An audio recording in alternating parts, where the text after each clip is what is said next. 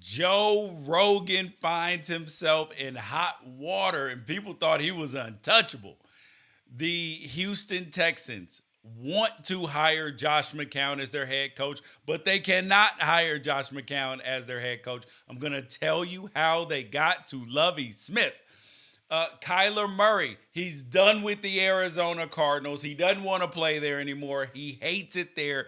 Clearly, right? Because he deleted all of the Arizona Cardinal stuff off of his Instagram. So that's what that clearly means because 40-plus-year-old people clearly know that when you delete something, that means that you're done with those people.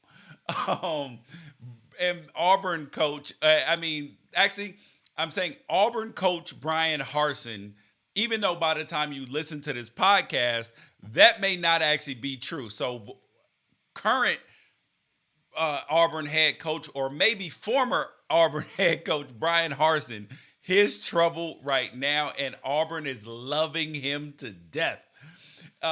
You guys, I'm George Reister. He's Ralph Amsden, and this is Reister or Wrong, the intersection where sports, business, society, and pop culture meet the truth.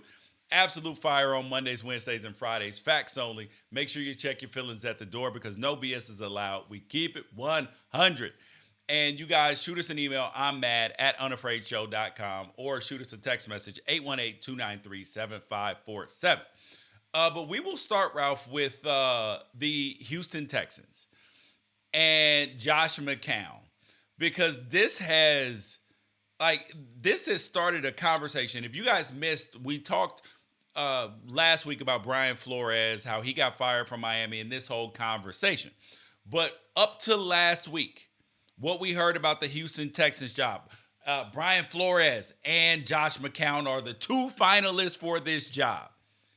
But now apparently Lovie Smith may be getting the job. When you read that yesterday, like yesterday evening, Ralph, what happened to your face?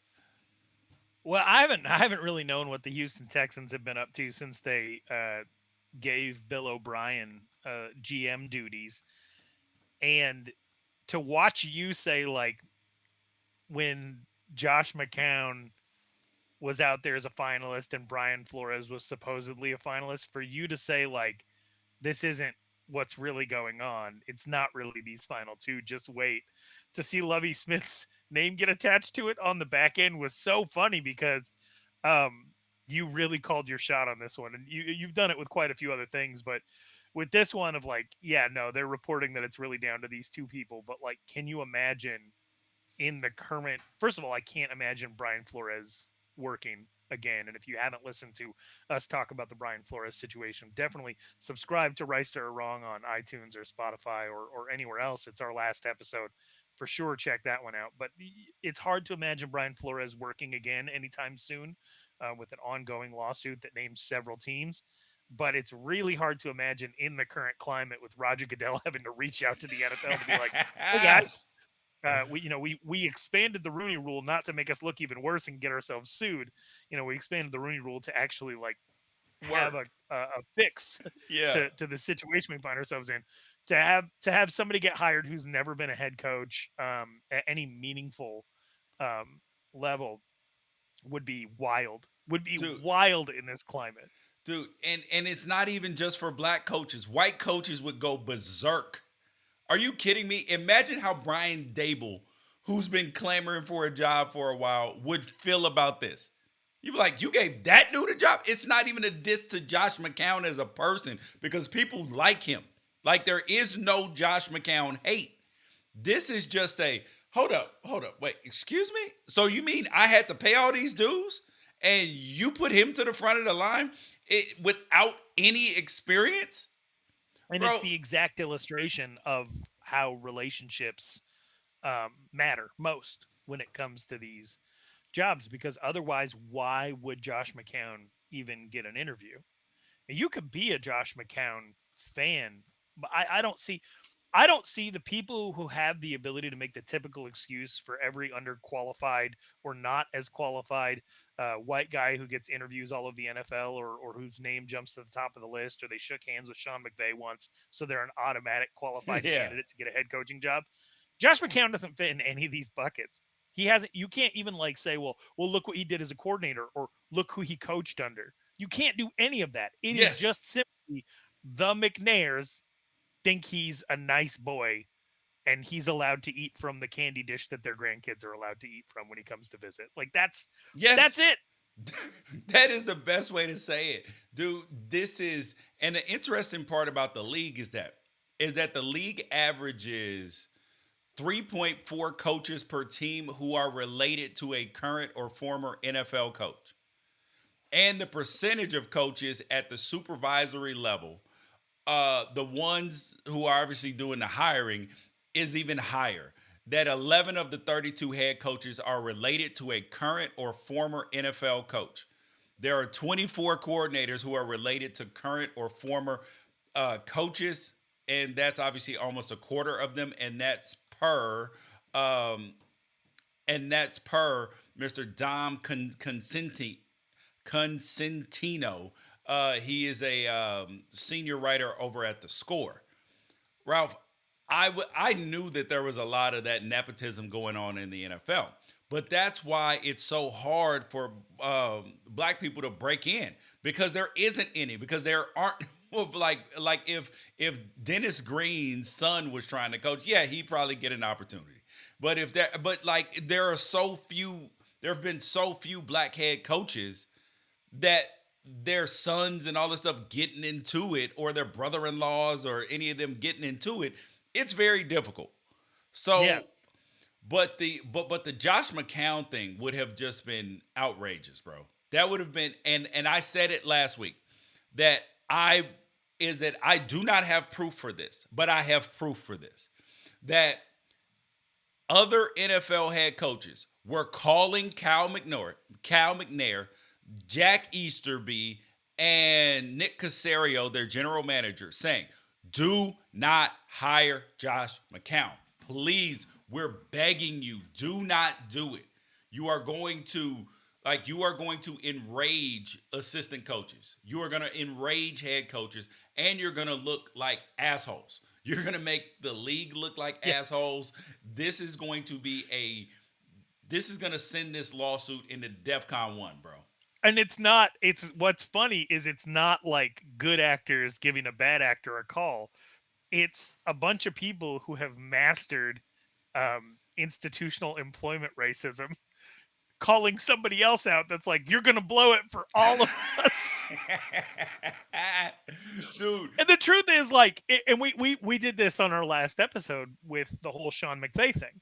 Like, yes, Sean McVay deserves to be head coach of the LA Rams. Yes, he has made 2 Super Bowls in 5 years.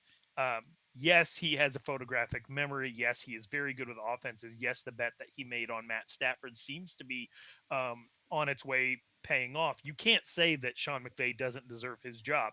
But we played a game where it was like, can you imagine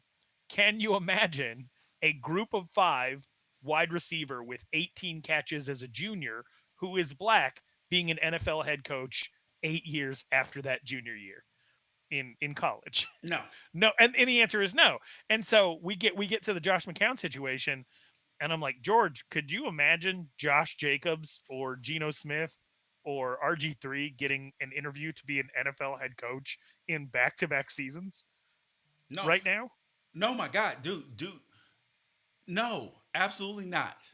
Absolutely And would freaking and not. and would and wouldn't you laugh at that if it happened? Yes, I would laugh. I'd be like, "Are they serious right now? Are they Yeah, and so I'm serious?" just waiting for people to come out and be like, it's reverse No. racism that people don't So, want Josh McCown to and succeed. and here's the other thing about the Houston Texans that people aren't really paying attention to is that they're giving Lovie Smith the job because they cannot hire Josh McCown. And they don't want to hire Brian Flores because Brian Flores, truthfully, I don't think he wants that job because nobody really wants that job. They don't want to work for Nick Caserio and Jack Easterby. That's like a cult over there, bro. Like they Not want only to. that, you would be inheriting one of the messiest situations. That it, Yes, I mean, it's people set up love for mess. failure. People love mess, right? Love it. But this is one of the very few times in NFL history where it's like, it's not even fun to talk about the type of mess that's going on Yeah, you're over it. like, nah. Like, And- oh, I don't oh, want and any of that and getting on me. then people aren't even paying attention to the fact that the Houston Texans are actually involved in the in the Deshaun Watson lawsuits. And that's the part where, like, I didn't say this a long time. I've known this for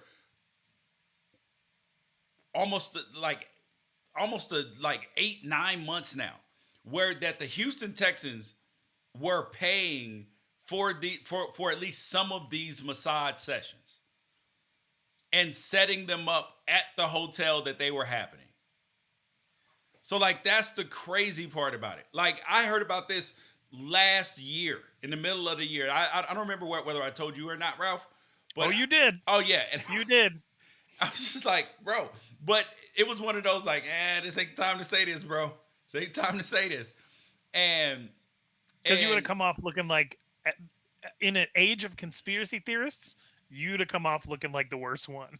yes, yeah, they'd be like, aha. But dude, this team is an utter mess. You couldn't pay, like, there are coaches that will not take this job, even if they've never had a head coaching job. They're like, I'm not taking that. That's a setup for failure. I'll wait till I get an opportunity. Which is like one of the reasons why you thought it was so ridiculous that they would fire David Culley in the first place. They finished the season in a respectable manner, which nobody thought that they would have the ability to do. And then they're paying a guy to stay home And who now you're everyone going to said, like, hire the defensive coordinator for that team, Lovie Smith, because nobody else will take your job, and you can't hire the guy that you want to hire. Like, you would have been, you literally would have, the Houston Texans just find a way to make the wrong decision every time. I mean, think about the fact they could have kept David Culley and been in better shape.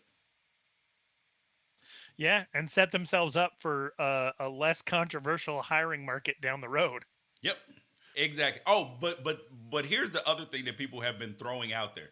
Listen, Houston Texans just hire Lovie Smith, hire somebody else, even hire a white guy if you want to, but put Josh McCown on as your offensive coordinator.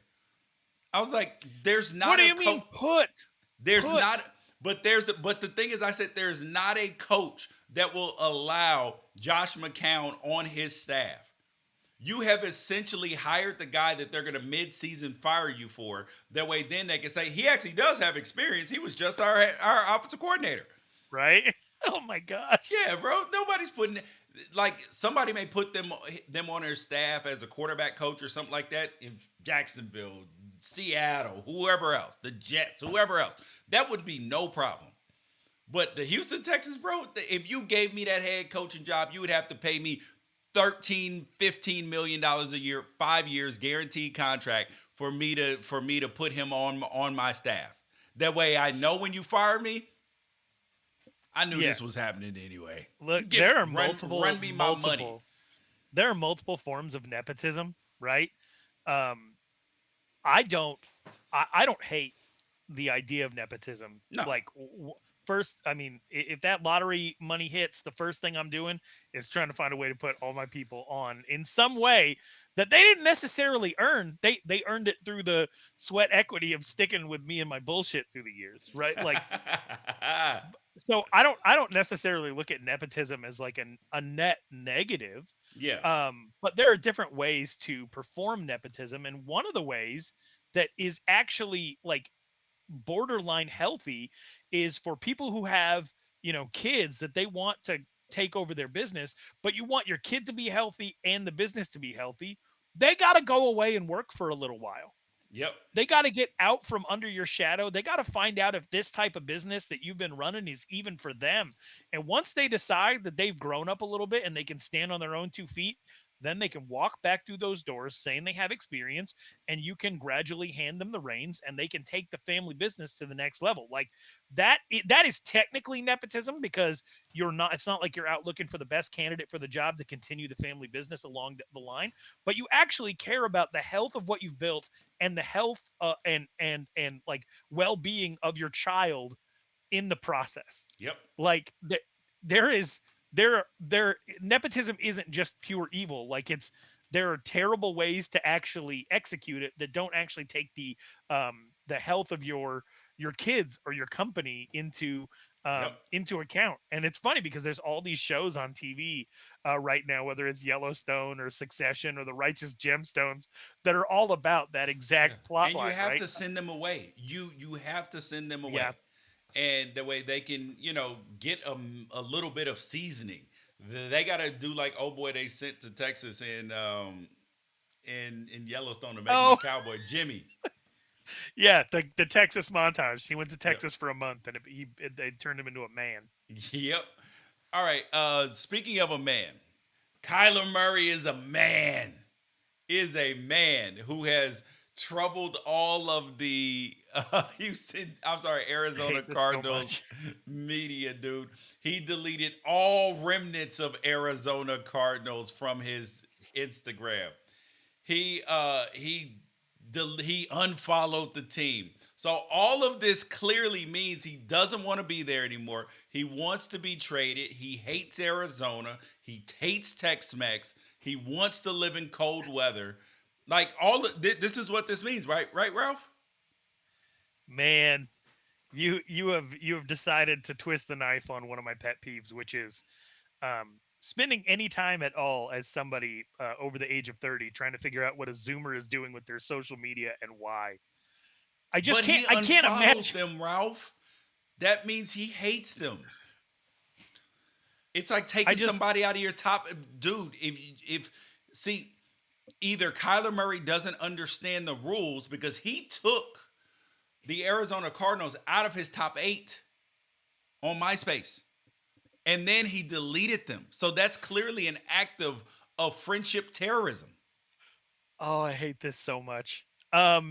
Okay, so it is always hard for me to digest that like the profession of Edward R. Murrow and Walter Cronkite and following in the line of the greats like Howard Cosell and just it just it just to spend your time and energy as a content creator that follows a pro football team as a member of the media to be worrying about what somebody who was 11 years old 11 the last time that the Cardinals made a Super Bowl is doing when they click a button on their personal cell phone.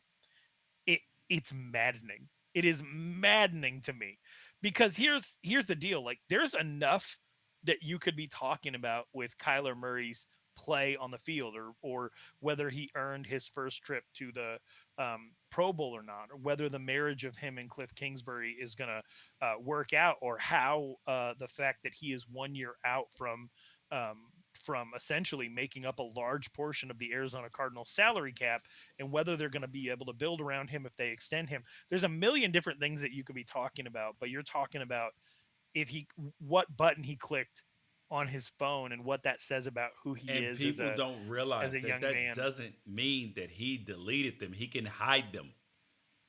You can And you it, can it literally just hide them for a minute for whatever reason that you want to. He could be doing a promo for something and just deleted it and put them back because it's going to be some sort of rollout. Like you just don't know. My son who's 16 years old today. Happy birthday, Damon. Happy birthday, Damon. He so he's gotten a few offers. So he's gotten 5 offers in college so far. He's put them on his Twitter. He's put them on his Instagram, but then after a while, he deletes them from his Instagram. But then you know how you can keep your stories for a while? He puts them Hmm. in there. So you can still see him and all that stuff. But he didn't want it on his page. So I asked him why. I was like, bro, aren't you proud of this? He was like, yeah, Dad, I'm very proud.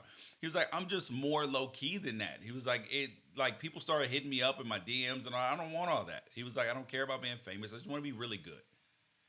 So I was like, okay, but he keeps him up on his Twitter because Twitter is more where more of the communication is done.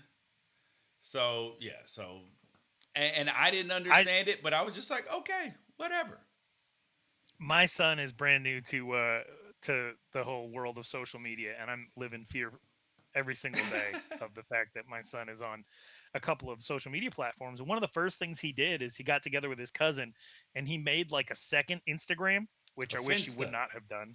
a Yeah, finsta. but it's like themed, right? And it's just it was something like wavy line hater. Like lines should only be straight, not wavy. No lines should have any curves. And I remember going to him, I'm like, what in the hell is this?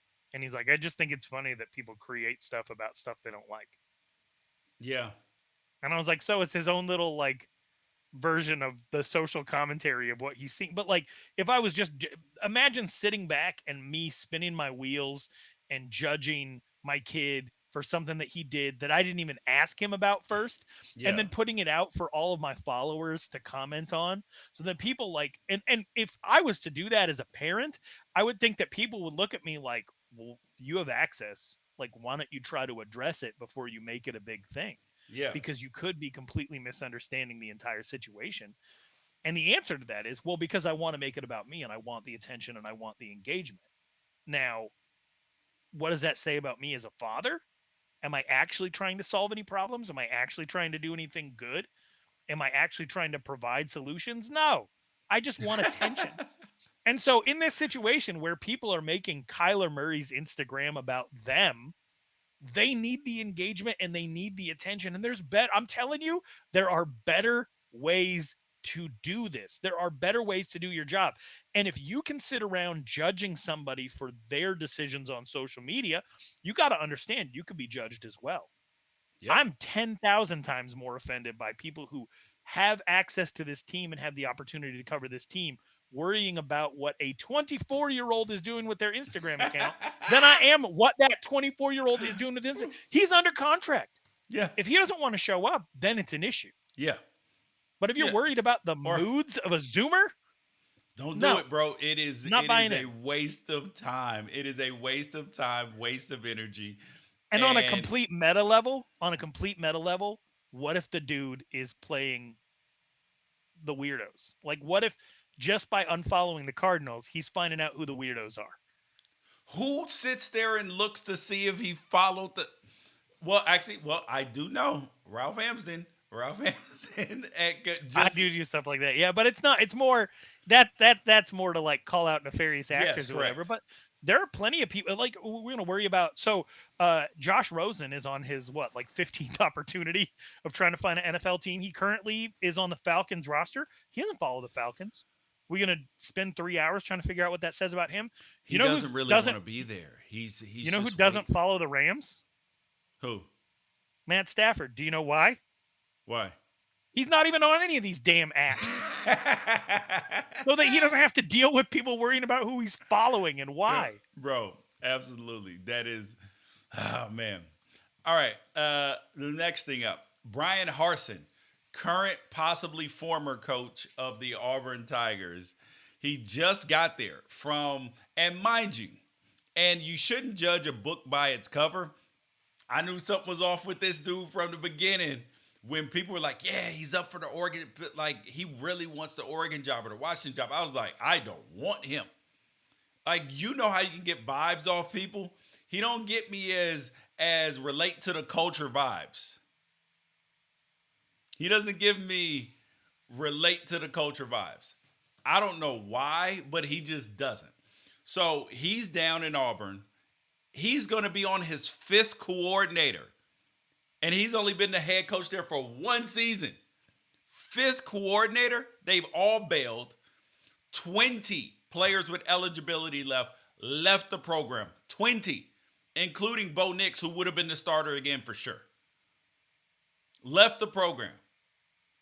They've said that that he's bad with people. He treats them poorly, including the mismanagement of recruiting and everything else. But that's not what we're here to talk about. We're here to talk about something that I heard Josh Pate say, and I thought it was absolutely fantastic. He said Auburn is loving Auburn to death.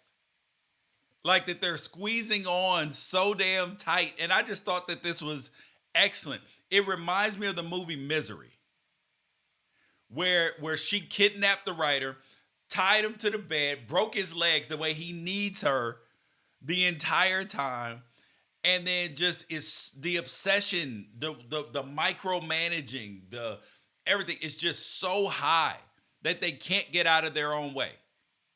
I mean, it was just a disaster, dude. They fired Gus Malzahn, who at that point in time was one of the only coaches to ever in the SEC to ever beat Nick Saban. He like it's just been an utter disaster there. And they paid him 20 some odd $1 million to go away. They hire Bryan Harsin, and now they may be ready to fire Bryan Harsin already. What does this say about the people at Auburn and the amount of cooks in the kitchen? Well, that's definitely something that we hear over and over again. That like, the Illuminati may not exist in real life, but Auburn has their own version of it, Yep. and uh, and and and that the people who ultimately are responsible for funding the program can't get on the same page, and you know, eh, I don't know, man. Here's the deal. Uh, it's been 1 year, right? You want somebody, if they're going to be a coach, to be able to come in and establish what that culture is going to be. You have, if you're gonna make the hire, and it stands to reason that maybe not everybody was on board with the hire in the first place. But if you're going to make a hire, then you need to give somebody every opportunity to sink or swim. Yep. You can't, and you can't tinker. Um, the way in which you were coming out of COVID and you brought in Bryan Harsin, who might not have been your first choice. Well, guess what? A lot of the hires that he ultimately ended up having to make probably weren't his first choice.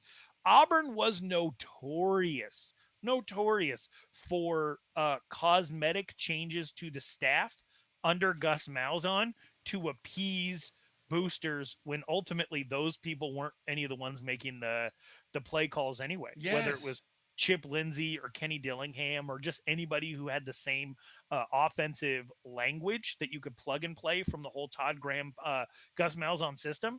They were notorious for like, all right, we'll let Gus Malzahn stay on one more year, but just to flex our power, he has to make a change at OC. And it's just like the fact that Gus Like, Malzahn lasted as long as he did playing those games with those people meant that anybody who stepped into that situation was going to be stepping into the and most toxic thing imaginable. and people It don't might be understand. that Bryan Harsin isn't a good person to relate to other people, but like that's a codependent relationship. It's not like Auburn's boosters and administration and fans, after sitting in and listening to their Twitter spaces and listening to the way that they talked about unproven accusations and just made a joke of the entire thing. Like it's not like you invited somebody into the fold who they're the only problem. You are the problem. Dude, Auburn has a problem, right? They have a problem. Their biggest problem is something that is one of the worst qualities to have in life is to be a tinkerer. They are tinkerers.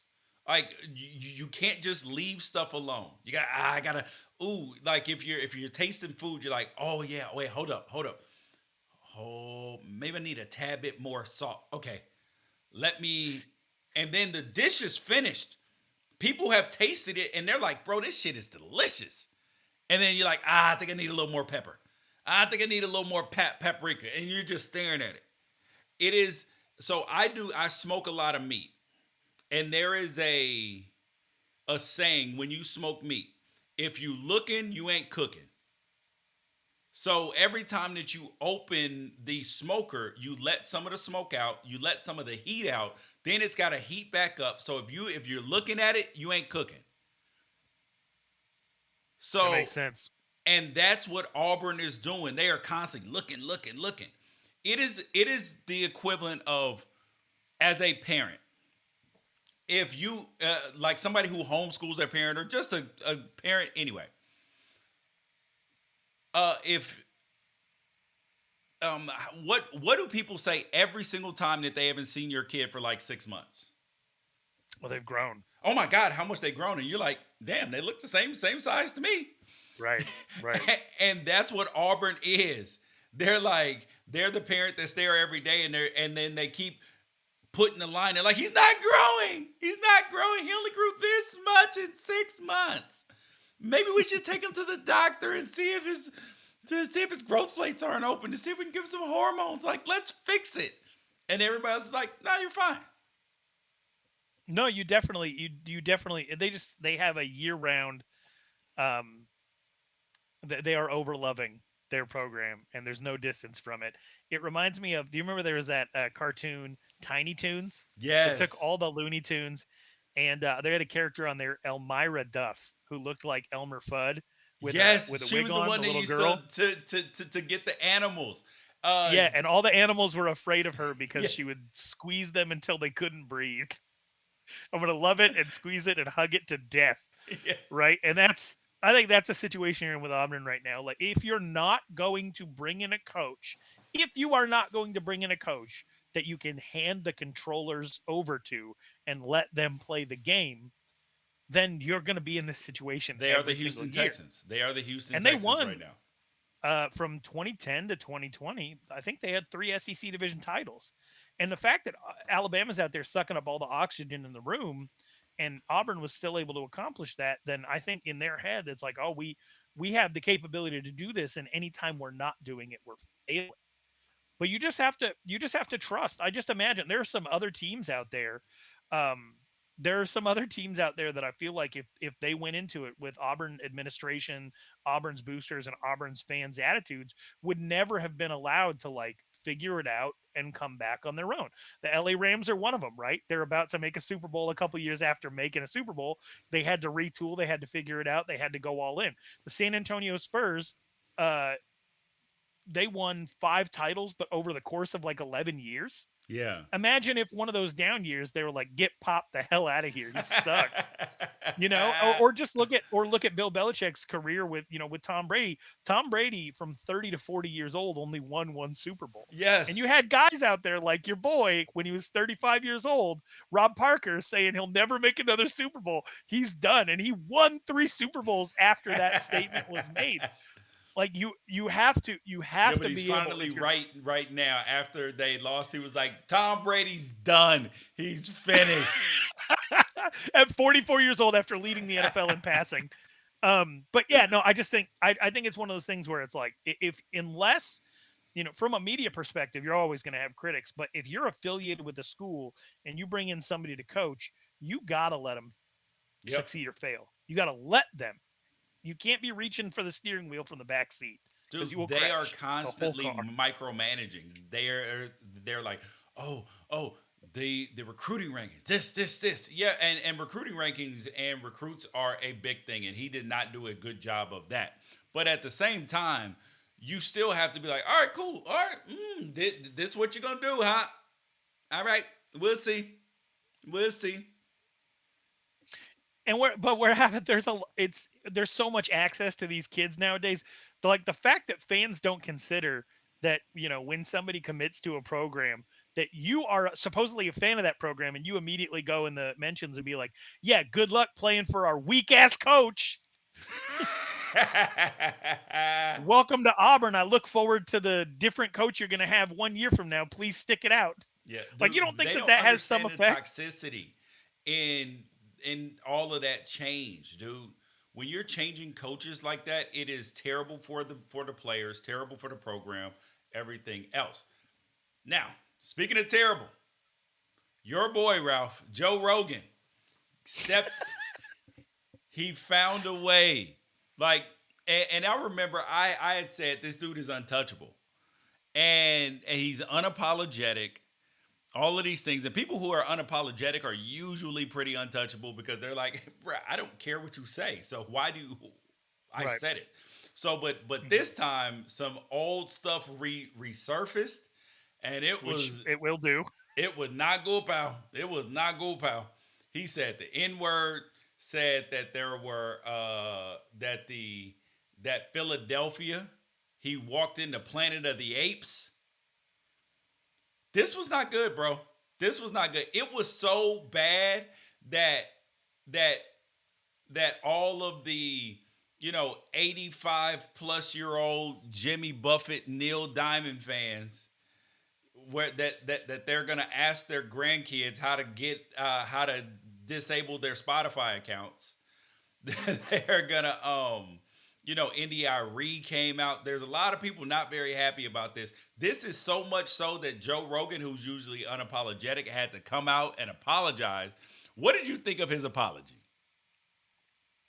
Well, I mean, I'll be honest. It was like 5, 6 minutes long, and Yeah. I didn't even listen to it because I can imagine what it is. I've listened to enough Joe Rogan shows to be able to say that he probably, and you can correct me if I'm wrong, came out, said he realizes that it's inexcusable, knows that it's been out there for a while, so the fact that it resurfaced is probably part of some coordinated thing. And in most of those clips, he was probably talking about it within the context of like, can you believe that they're allowed to use this word while saying it? He probably said that he's a comedian. Yeah. He probably said that the people in his life know his heart. Like that's all the stuff that I How would have did you expected him to come did out. you write his apology speech? I'm just telling you, when you make 4-hour podcasts, and I listen to, I'll listen to one here and there. When you make 4-hour podcasts, it's pretty easy to get to know what somebody's about and what they'd say. And then when you watch enough of these scandals come out, you kind of figure out what the script is Yeah, you're to like, apologize okay, for check saying the the N box, word. check the box, check the box. Okay, Right. we need to hit all 15 of these terms, these key points in your apology, and then so the biggest question is where does it go from here? Because Joe Rogan's audience, some of them have no problem with it, and it's so big that people still want the content. They Yeah. still want Joe Rogan and the content that Yeah. he provides. So the question is, aside from apology, what where does this go from here? Right. That's a good question. I'm not sure the Joe Rogan Spotify marriage was ever a good one to begin with, because while it gave Joe Rogan a ton of capital to play with, to be able to move to Austin, Texas, to buy a comedy club, to build the community that he wants to build and everything like that, it also gave his critics a target. Because when it just was Joe Rogan putting stuff out, what are you going to do? You going to reach out to the supplement companies and the elk meat jerky people Be and like, tell them, yeah, like no, you need to. I never once purchased your product, and I'm going to continue to not purchase your product if you don't make change. Like that, that's not going to work. So yeah, you're in a situation with Spotify, which Spotify is doing everything it can to be Thanos of audio. Right? They're trying to collect everybody, and so when they make one of the big cornerstones of what they do on their platform, one of the most listened to um, people out there, who is at the end of the day, a stand-up comedian who is just into guy stuff, um, and you say like, all right, this is somebody we're going to give a truckload of money to, then you open both yourself and Joe Rogan up to being that kind of a target, because they knew the stuff that he talked about. They know that, and some of the stuff that he gets into is fairly controversial. Could be considered. I like I said, I listen to a few shows here and there. I do not like that he brings Alex Jones on. I yeah. don't think that there should There's be nothing a beneficial space. to it. No, I don't think there should be a space for anybody who like what, especially when you get into like dead kids and trolling the families of dead kids, stuff that's going to cost Alex Jones his entire empire. Hopefully, every dime he's ever made for his entire life. Hopefully, the platforming a guy like that's no good. But then at the same time, like, where am I going to hear, somebody in politics or somebody in science be able to have 4 straight hours of talking about what they Yes. do and how they came to their conclusion? So I've also found value in some of the things that he does. But at the end of the day, there's stuff that you can do and there's stuff that you can't do. Yeah. And And if and you he deep up, no, go on. Sorry. no, it might be best. It might Yeah. be best for Spotify to reach some type of settlement to walk away from this situation and Oh, just take the L. yeah. But Then what? do you know what None of this Joe? is going to affect Joe Rogan. None of it. Yeah, He's yeah, going to continue to be who he because you is. know what he does, right? Then at that point, he actually has an opportunity to make more money because then Right. you just say, all right, well, look, guys, the Spotify thing, it didn't work. I'm going private, so you guys can pay a subscription to this site, $1 a month, and he'll get 10 million people to do it. And actually, And ooh, there's a lot of people who that show. actually, I There's a mean, lot of people even who if want. it's 2 million people a month, that's a good year, bro. And And there's a lot of people who just want his show back on YouTube anyway, yep, because that was he was making yeah, a because it was mint harder off to, of. yeah, so that's why they had to pay him so much. So now you're looking at, all right, how do how do you fix it? And it is he him leaving Spotify may actually be the best thing for his business. So like there's no fixing it, and this is why canceling people does not work. You have to rehabilitate people. Like when you put people in jail, it is supposed to be a rehabilitation, even though we don't do that there either. It's just easier to say, oh, they're away from society, who cares? But then they're gonna come back, and they're gonna influence other people while they're in jail who are getting out and all that too. So rehabilitation is the actual answer. It's the answer for racists, it's the answer for sexist, it's the answer for everybody. Rehabilitation. You also have to be honest. You also just have to be honest, right? Like if you're out here and you don't like Joe Rogan, that's one thing. But I've seen a lot of people trying to make it their business to get him taken off air. And one of the things that they do when they do that is they might take some of the stuff that he says out of context, or they might blow it up in a way that doesn't necessarily fit what it was while it was on the platform. And if you think that you're going to convince his fans to stop listening to him when they listened to what he said and then they watched you lie about it, Yep. no, then you become the enemy in that circumstance. So I just you get to the point where I don't really worry about what anybody has to say about anything unless I have some ability to engage with them or control my perspective in some way that I feel like will be helpful to the overall dialogue. But if we've learned anything, George, if we've learned absolutely anything over the last few years, it's that cancel culture is like antibiotics. You got rid of a ton of stuff that we shouldn't have been dealing with as a society, but you created superbugs Yep. who don't like if you don't experience shame, this is the best time to be alive. Like Yes. Donald Trump is a guy that could not be shamed. He rose to power in an era in which anybody who does feel shame, you could get rid of him for saying some of the stuff Donald Trump said. You can't get rid of Trump if he doesn't feel shame. You can't use shame as a weapon against the shameless. You just can't.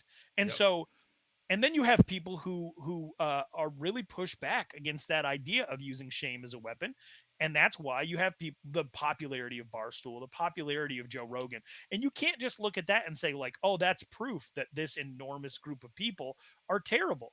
Like, no, it's proof that this enormous group of people want to engage in a different way, and you're not going to be able to stop them from doing that. The best thing that you can do is just live a decent life. Just Yep. be a decent person. You don't have to be telling other people how to live and what to do. You can express yourself. Like I have an issue with Alex Jones being platformed by Joe Rogan. I'm going to express that I don't like it. I'm not going to listen to that stuff, but I'm not going to say that Joe Rogan shouldn't exist. Therefore, his fans will stop being terrible people if that's in fact what they are. Yeah. All you can do is worry about yourself and controlling what you can control. And the Rogan stuff to me is just it always goes back to prove that you can't change somebody's behavior by getting rid of what they because they'll just go listen to somebody else. Yep. Before Rogan, they were listening to Howard Stern. No, you are 100% right, bro. 100% right. So we will see what ultimately ends up happening in this case because not easy, my friend. Not easy. But you guys, that's Rice or Wrong for the day. I'm George Ricer. He's Ralph Amsden. Peace out. Catch you guys on Wednesday.